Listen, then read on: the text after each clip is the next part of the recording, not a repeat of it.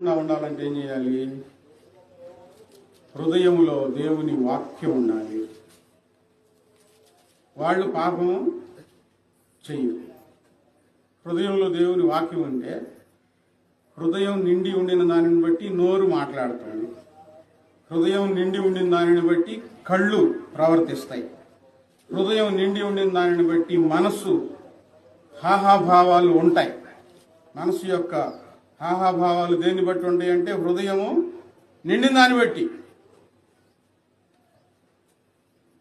ఇప్పుడు హృదయంలో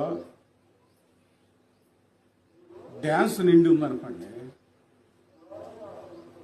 వీళ్ళు ఎక్కడన్నా ఏ పాట వచ్చినా తలకాయ ఊగుతాం.